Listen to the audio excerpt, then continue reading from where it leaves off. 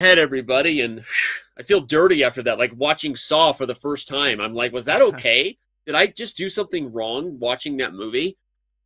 That just feels wild. And Carlsen is very disappointed. And this is Magnus for you in a nutshell. He is such a perfectionist. He's up by 5 points. He still hasn't lost a game in this match. And yet it eats at him that he didn't convert that into the full point. It really does. He's not just trying to do that exaggerating thing, where you're kind of fake disappointed. He's really disappointed. That's what he expects from himself. Well, and I was distracted there because when Fabio let that slip, I was looking, and again, shout out to reading body language that Fabio hates, but seriously, that was, you could really tell he was just ejected. He was just blundering. He trapped his own rook. Magnus misses the opportunity to win it. Both F5, as you saw earlier, and then G2 were available to Black. Yep. But okay, like I said, we want to put that one behind us, just like most of Carrie Elwes' films. Just kidding. I love Carrie Elwes. Shout out to Robin Hood Men in Tights. Is that the movie with Mel Brooks? Oh my God, Danya. Have you never seen Robin Hood Men in Tights? No, but is that the movie with Mel Brooks? Bad News in a Good Way, right? That's the best scene from the movie. You're giving me that blank stare, Danny. I don't like it. No, it's when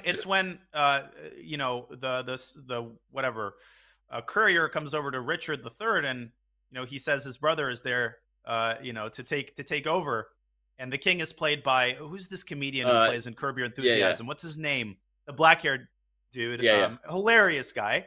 Maybe someone in chat can let me know. And he says, "Can you give me, maybe if you give me the bad news in a good way, it won't be so bad anymore." And then he's like, "Well, I have some very good news. Your brother is here, and he's gonna try to kill you and take over." And then Richard III's like, "Why are you laughing?" "Well, he told me to tell the bad news in a good way." Oh my gosh! Watch it on YouTube.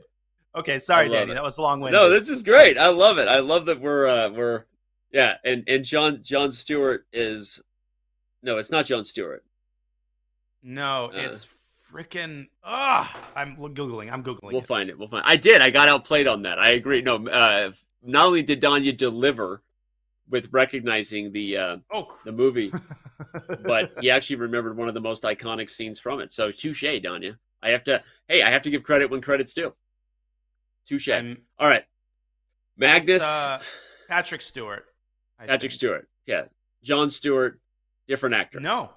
Anyways, back to the game. Yep. I'll find it. Magnus is back to what he does, right? Just grinding out positions with slight edges and BD. By the way, Richard Lewis. That's the one.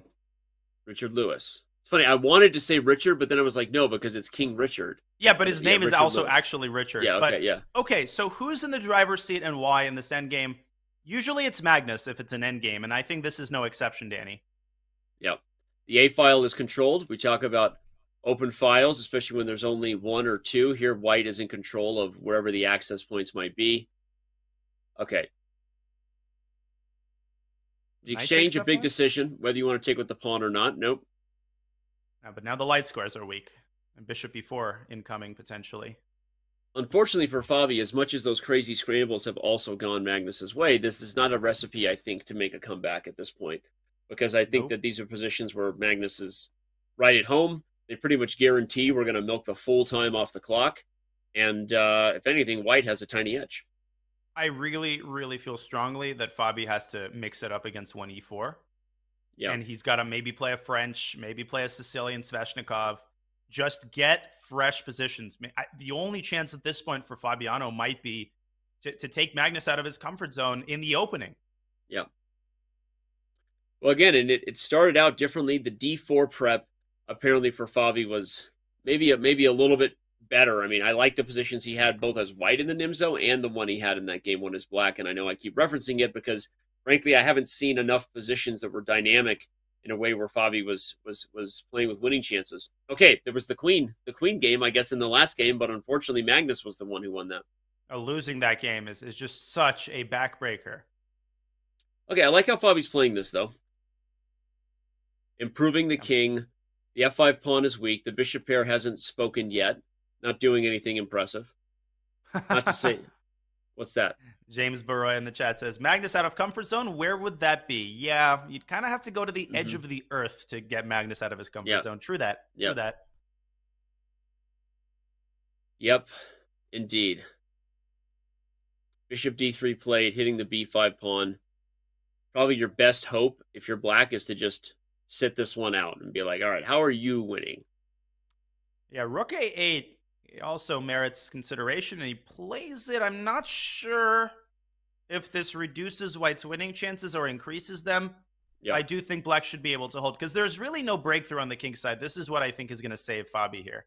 Is there any f4 at some point? But okay, but then what? I mean, I think I go king c6, and okay, I hold on, yeah. I love it. Yes. Vol. Okay. Vol. Okay. Oh, wait a second.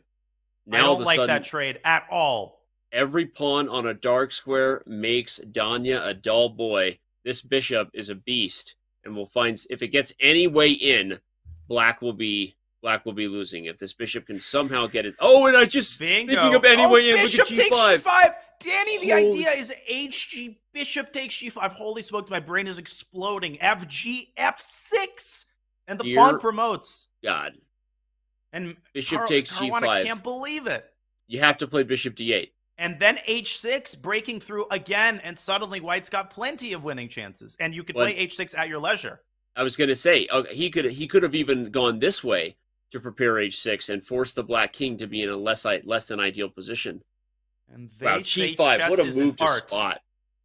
Now, two options here for Magnus, broadly speaking. I like king g4, h6, and then king h5, trying to infiltrate through the king side. He's going to win this game, isn't he? If anyone can. But g5, what an instructive point. I guess we were kind of focused too much on the queen side. In hindsight, that was a really instructive grip that white had, and you always have to watch for those shots when your opponent has the pawns furthest up. Everyone knows of like the three little piggies trick where you sacrifice all the pawns, right, and break through.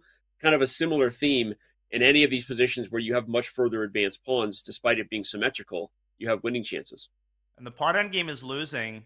Yeah. So can Fabio build some sort of fortress here? King g7, e4, king g6, and Fabio can move his king. That's big, because if you take the bishop on d4, the pawn promotes. It might be a draw. Huge move. I think he's holding it. I mean, Carlsen's going to try to get his king back to f4, I think. Yep. Now the e4 pawn has gone too far. Dude, he just never dies. He just keeps fighting and fighting, and he just never ends. What do you do now? No, you give up the pawn. And then you move your bishop away, but it should be losing. No, this has got to be lost. It's so hard. Now you go back to g6? But when you get all the way back, what's the difference? No, it takes d5. Try to win this one. Sacrifices f for c. Okay. It should be a draw objectively, but I think Magnus is going to pull through. King c5. King c5. It's over. The king goes to d5, you push to c6, and you force the bishop trade. It's a winning king upon ending. Not even close. Not even c6, bishop close. This might have been the most unbelievable game of the match, Danny. Seriously. This needs to be studied by everybody who wants to learn something about chess after the match. This might be a game we asked Magnus about, too, after the match in the interview. Again, I'm speaking a little bit